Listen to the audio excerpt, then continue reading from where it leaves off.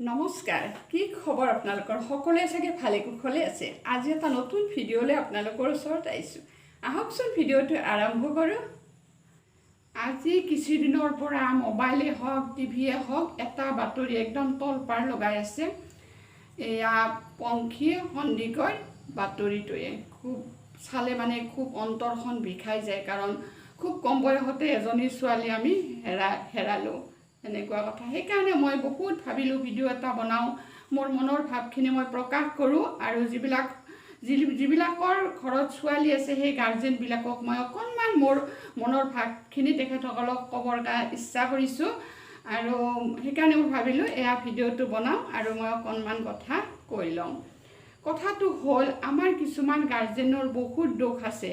যাৰ ছোৱালী আছে মই তেখেতসকলক কৈছোঁ, ছোৱালী এটা বিয়া দিয়াৰ আগত 100বাৰ ভাবক ছোৱালীটো কাৰ তাতে দিব, কোন বংশ পৰিয়ালৰ তাতে দিব, ল'ৰাটো কেনেকুৱা, কি বংশটো কেনেকুৱা, সেইবিলাক অকণমান চাই সময় ল'ব। কাৰণ একদম আজিকালি আগৰ কথাটো বেলেগ আছিল, আজিকালি যিহেতু এইবিলাক হৈয়ে থাকে, সেইকাৰণে খুব চালি জাৰি অন্ততঃ চাব লাগে। বংশ পৰিয়ালটো চোৱাটো একদম ইম্পৰ্টেণ্ট কথা। ঘৰখন যদি ভাল হয়, ল'ৰাটো অকণমান যদি বদমাছ হয় কিন্তু ইমান বেয়া কাম কৰিব নোৱাৰে। কিন্তু কিছুমান আমাৰ গাৰ্জেনৰ কথা আছে, ছোৱালীটো ডাঙৰ হ'ল, এটা ল'ৰা আহিল কাম কৰা বা চাকৰি কৰা, একদম বিয়াখন দি দিব। তাৰপাছত ছোৱালীজনীয়ে কি কৰিছে, কি কৰা নাই, কি সুবিধাই পাইছে নে অসুবিধাই পাইছে, কিবা তাতে প্ৰব্লেমে পাইছেনে, সেইবিলাকৰ মানে গুৰুত্ব নাই, বিয়া দিলে কাম শেষ বুলি বহুত গাৰ্জেণ্টে কিন্তু ভাবে। কাৰণ আৰু যদি ছোৱালীজনী কিবা প্ৰব্লেম পায়, ঘৰৰ মানুহক বা মাক দেউতাকক কয়, কিন্তু মাক দেউতাকে সেইটো কথা আওকাণ কৰে। সেই ছোৱালীজনীকে ক'ব এডজাষ্ট হ'ব, কিছুদিন এনেকৈ সহ্য কৰি থাক বুলি। কাৰণ যদি মাক দেউতাকে ভাবে যদি কিবা এটা প্ৰব্লেম হয়, ছোৱালীজনী মই ঘৰত আনিব লাগে, আমাৰ সমাজে কি ক'ব, ছোৱালীজনী কেনেকৈ এইখন সমাজত থাকিব, বিয়া হোৱাৰ পাছত মাকহঁতৰ ঘৰত যদি থাকি যায়।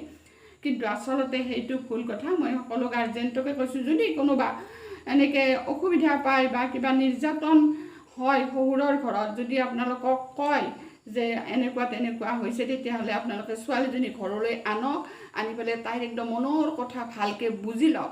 যদি সঁচাই এনেকুৱা এটা ঘটনা হৈছে, আপোনালোকে তাইক ঘৰলৈ লৈ আনক।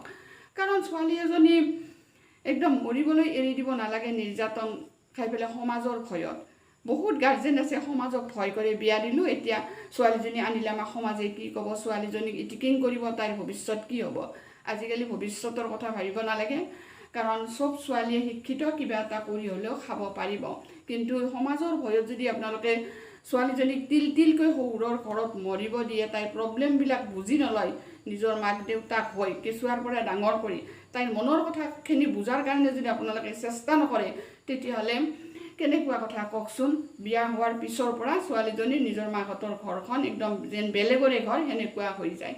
সেইকাৰণে মই ছোৱালী থকা গাৰ্জেনবিলাকক কৈছোঁ, আপোনালোকে ছোৱালীজনী বিয়া দিলে নহয়, বিয়া দিয়াৰ আগত 100বাৰ ভাবক, গোটেইখিনি চালি জাৰি চাওক, যে বিয়াটো যে 22-25 বছৰতে দিব লাগিব সেইটো কথা নহয়।